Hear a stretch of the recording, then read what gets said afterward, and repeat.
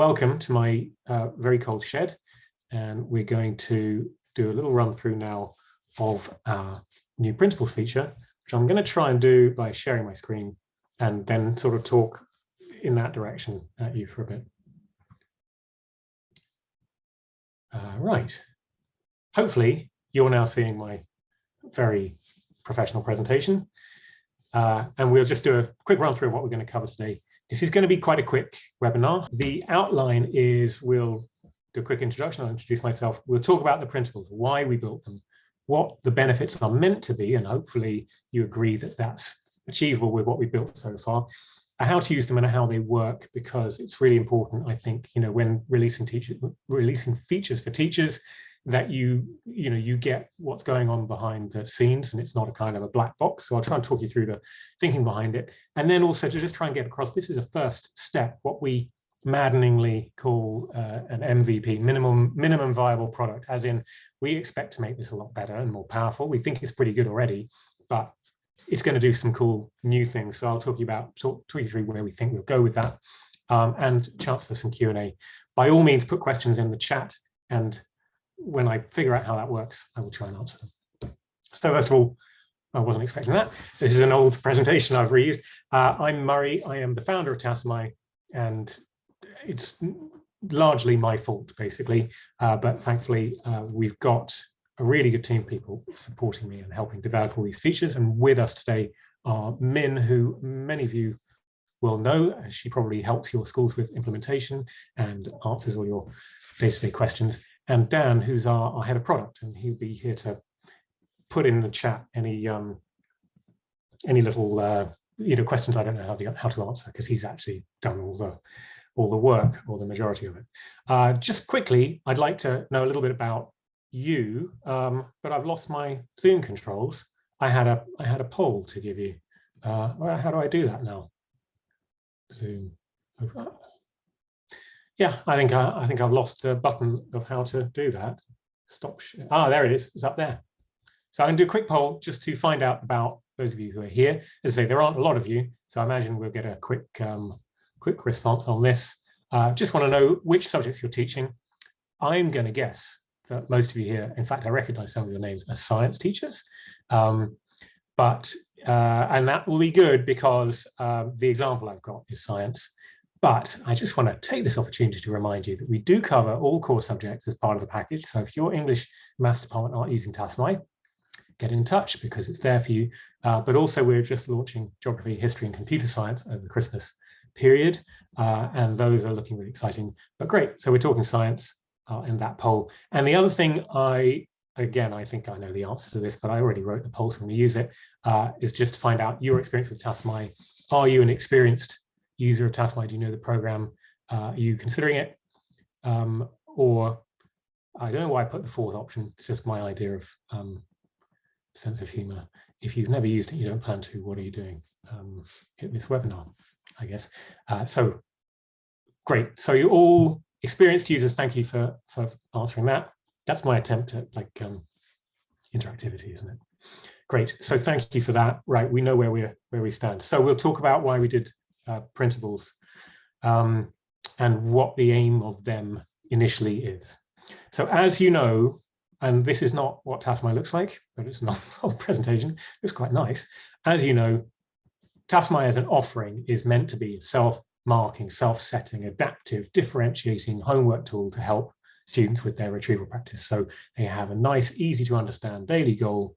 They engage in quizzes.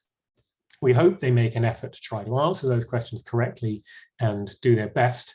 And we try and sort of mitigate if we think they're spamming and guessing.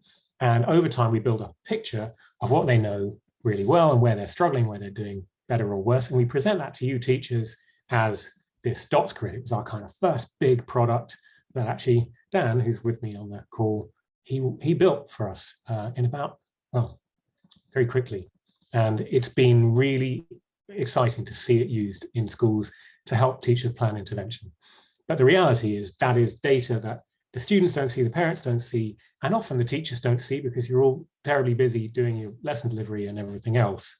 And each dot there is hiding tons and tons of information and data. So inevitably there's a kind of a data value loss, if you like, because it's all kind of meshed in together. But the idea was we give you these dots and you'd be able to go, right, now I can plan intervention with this class or plan reteaching. And I hope that you do that and you use it for that.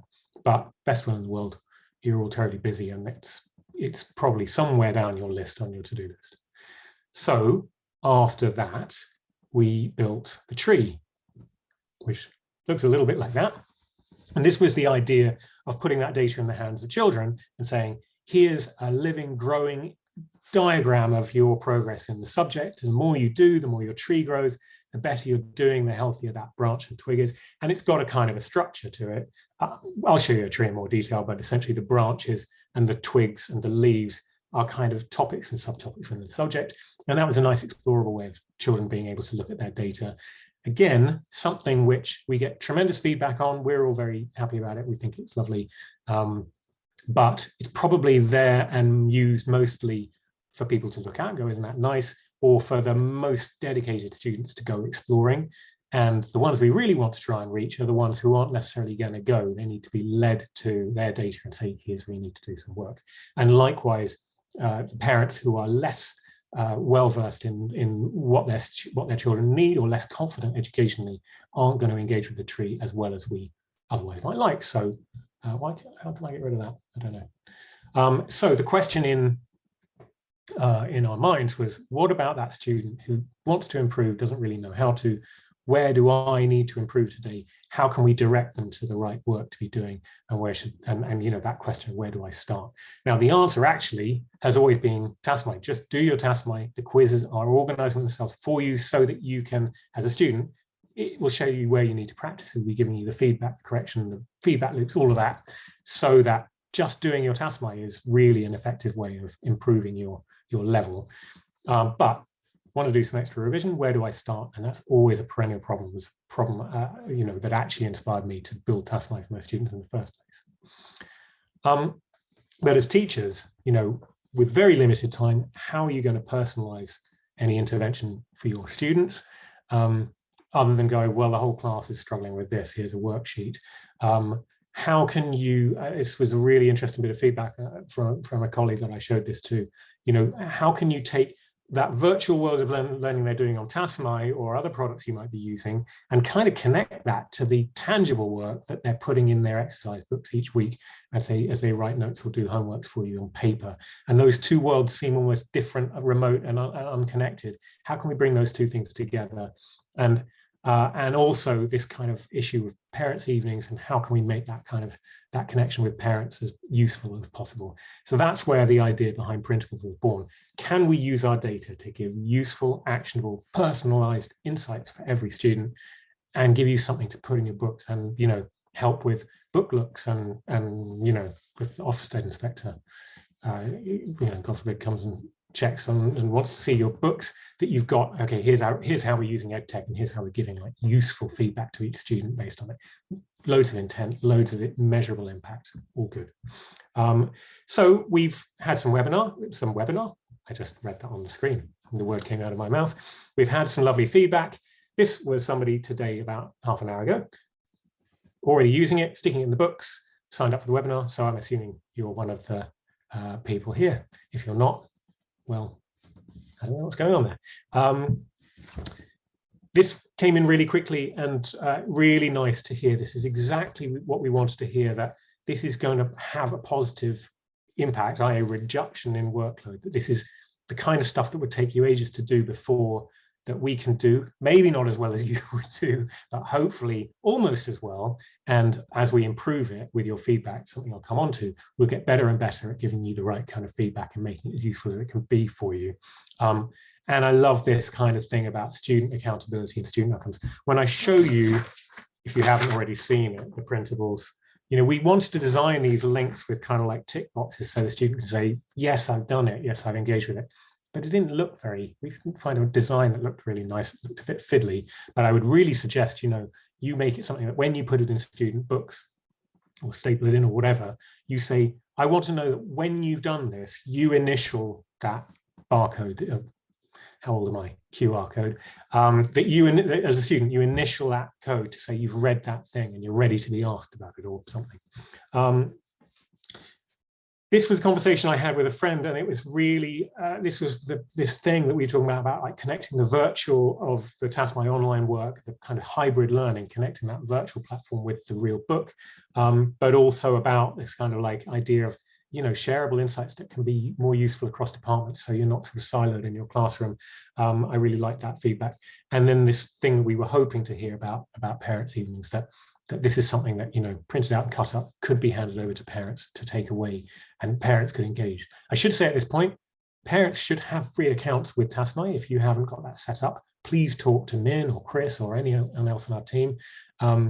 It's free to set up, and if a parent has an account, they get links of videos and articles to watch that are kind of constantly daily updating, so really useful for parents beyond that. Right, so how to use them, this is what you want to know, and how they work, which is probably the thing I can tell you that you didn't already know. So for this, I'm going to move my screen.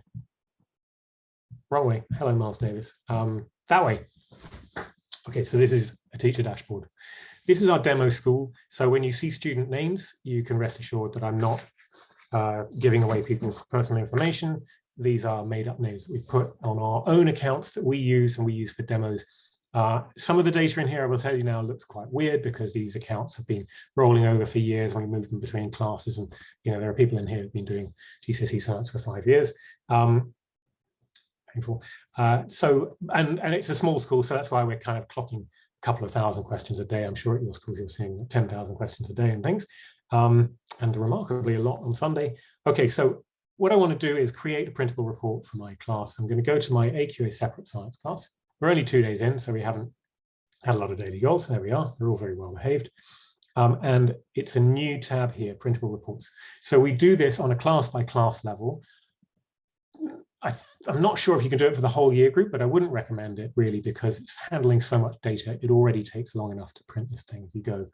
So we would say class by class, otherwise your browser might hang up. Going to go to printable reports, and it explains really what we're talking about. Now, this is done in arrears, and we will show you a few calendar months in the past. It won't go back to last academic year because the way we handle and store data, it doesn't work like that. We have to we're collecting, a billion rows of data every year or something. We have to kind of like park some of the data, so it's not as readily accessible. So it'll go from September, and you can do a custom date range. The example I did, because I've been mucking about with student class memberships and things, I did one for November from the 1st to the 22nd.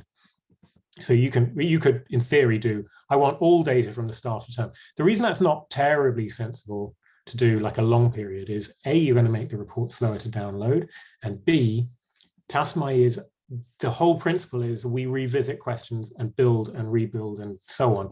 And so students will be overwriting questions. Now, if you do a long period of time, it's going to essentially lose that kind of time focus and recency bias that actually I think makes the printable report like quite unique. When I show you on a tree how it works, I think you'll see why. So it's better to say right now, do the October report, stick it in, and then you could do the September and the October one by all means. And then when 1st of December comes around, you will notice November 22 comes onto the screen and ready to go hit that one. We're expecting an avalanche of server requests on the 1st of December. So you can do that. If you click apply, oh, there you are. There's a time limit. We've already put the brakes on that. If I do my November one, click apply, you've got the date range there, and then you can hit download reports. I'm not going to do that because there's nothing more boring than watching somebody's screen load, and I've already done it for you. So here's one I prepared earlier as well, and get to. But when you click that, it will take a minute or two. It does do a count up timer, so you can see how long it's going to be. Yeah, it will do that. It'll start downloading, and then it'll appear in your drop downs. Now, if I go this way, here's my report that I just printed, and it shows in the name of the report. The name of my class is weirdly called AQA separate. In your case, it will say 11Y3 or 10X2 or Newton or whatever your class name is, and the date range, so that you can save all those files and you roughly understand what they're about when you look at them in your folder. And here we have our students, a report for each. Now, these are designed to print on A4. but B, A5. We did quite a lot of research with schools. The general feeling was that this was easier to handle. A5 was a good size. You need to have a guillotine. You can, well, I haven't practiced this.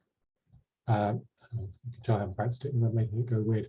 When you can probably, when printing as well, if you want to be more kind of paper efficient, you can probably do, yeah, in your settings, you know what, I haven't practiced this. You can probably do 2 per page and make them A6 and smaller. I wouldn't do them too small because they'll be hard for students to scan.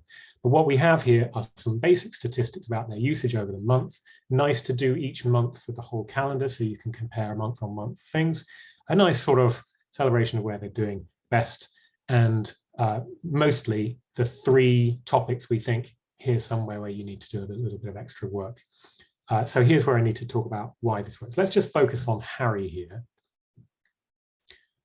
So Harry has been told in the month of November in his AQA science that these all physics as it happens topics are what he needs to do. Now you can see 3 variations of this. There can be the watch thing, that will take you to a video, probably presented by yours truly. The read will take you probably to a BBC bite-sized article on the topic. And there can also be an interact option, which will take them to their tree with that area highlighted and a kind of halo around it. And I can see Dan sending me messages, but it's too far away. Only available for forms, not year group. Yes, so only available by form, not year group. The interact thing will highlight that area of the branch, and they can zoom in on that bit of the tree and interact with those leaves. Now, I think that will tend to happen if we, haven't got a link that's entirely appropriate to the content. But actually, I think that's a really valuable exercise to go be directed to explore that tree, look at those leaves, and write down the questions and answers in, next to the printable. That's the question I'm getting wrong. The answer is this, write it down. And it's just a little aid memoir is kind of really useful. That bottom scan code will take them to their usage stats and things. A quick demo. Here's what I didn't prepare earlier. I've got Harry's report printed out here. Now all I need to do is on my phone, it's very hard to do with one hand, scan the QR code as you would expect. If I scan the uses of electromagnetic spectrum and press that button, it will take me slowly to a Tassomai video about electromagnetic waves. This video is about the my goodness. Spectrum. Right, we don't want to hear me talking. But if I just zoom in on that, you will see this is absolutely on the topics of the uses of the electromagnetic spectrum and the uses. We're talking about radiation. I can see visible light. I can see bones. That's presumably X-rays and antennae and Wi-Fi symbols. So it's a video talking about the different parts of the spectrum. So that's all pretty straightforward, hopefully. Now, if we talk about how it's working, that's kind of more useful to know because it's not going to necessarily behave the way you think. So if I go back here, and I go to my class here, and I find Harry, and I find his physics tree. Take a second to load. Now let's just see what's going on in Harry's tree. Oops, well, it's just vanished. How did that happen? Just resized the screen, that went weird. Oh, let's just reload that again and not resize the screen. Okay, we go to Harry's physics tree. Now we did see as it was loading, there is a fairly weak branch here. This topic here for Harry, waves, is a problem topic. And you'll see that there are red leaves over here. Now these red leaves don't necessarily correspond to what we were talking about, uses of electromagnetic. Well, actually, that is visible light. That is a visible light question that was one of our 3 topics. But the uses of electromagnetic spectrum, that's this twig here, I believe.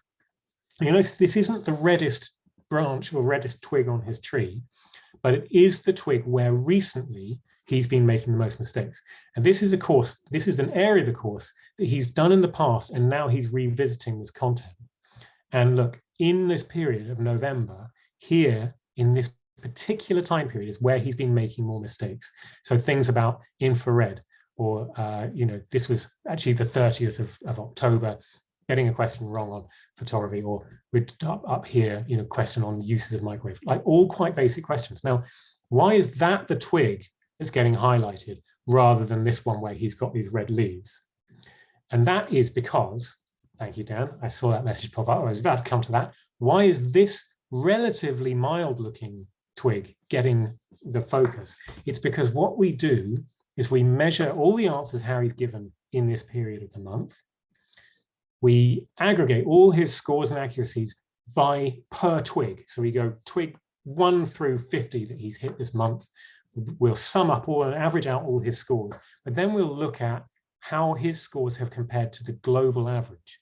Now, as it happens, and you can see from the questions I'm bringing up here as examples, these are fairly elementary questions on, frequency, electromagnetic spectrum, uses of infrared and microwaves. Relative to other stuff in that topic of waves, that's quite an easy topic, but he's been making mistakes. What we're doing is for each student comparing their performance to the global average and finding out where they are relatively underperforming. And that's really important, because if I just look at the tree is like my raw score, and it says, okay, I'm doing great in most of these topics. This topic here of atomic structure, in fact, that's where, if you remember, nuclear fission was one of our topics. Nuclear fission, okay, it's up here. All right, we have a problem topic here, but these look like problem leaves, but a lot of these problem leaves, that's a question on resistors that everyone's getting wrong, because it's horrible arithmetic and really hard to read.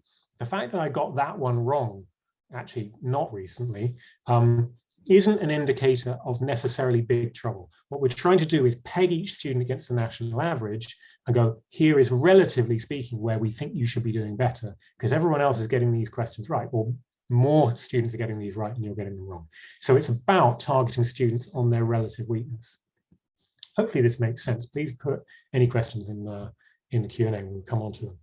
So if I go back here, essentially that's what we're doing. We're aggregating results, we're splitting it by topic and subtopic, and then we're comparing to the global average and finding where individual students are furthest behind the curve, rather than just pointing out where their worst score is.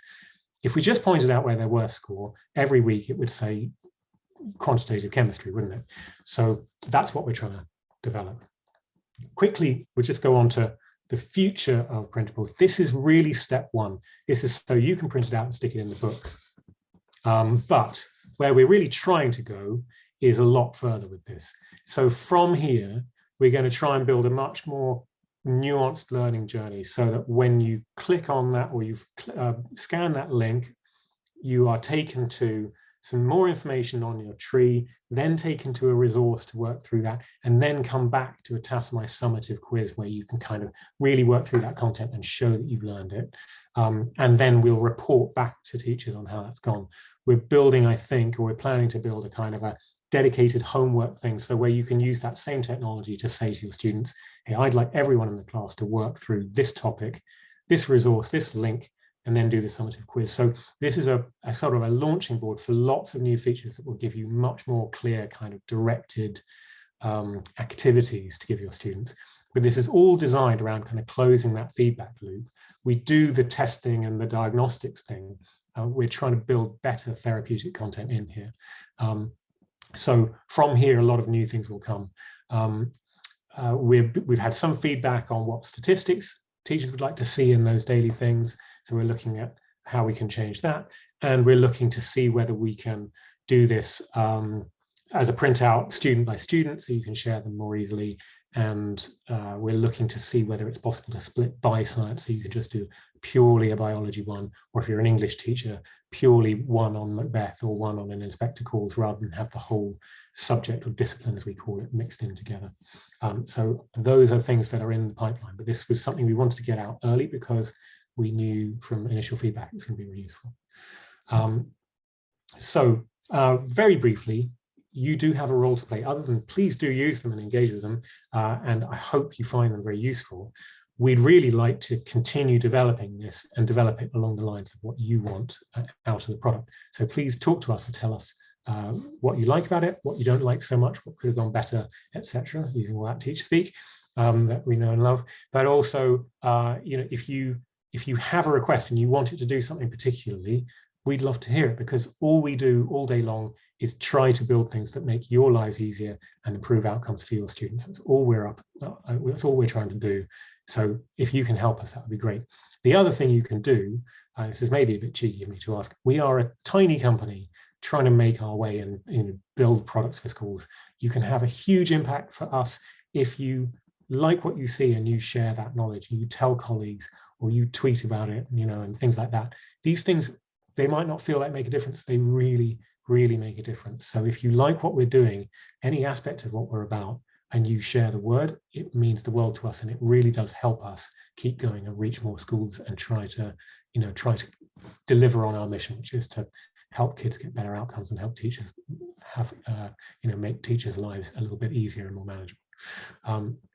So if you can do that, we'd be enormously grateful. Thank you so much for watching. Thank you very much for your time.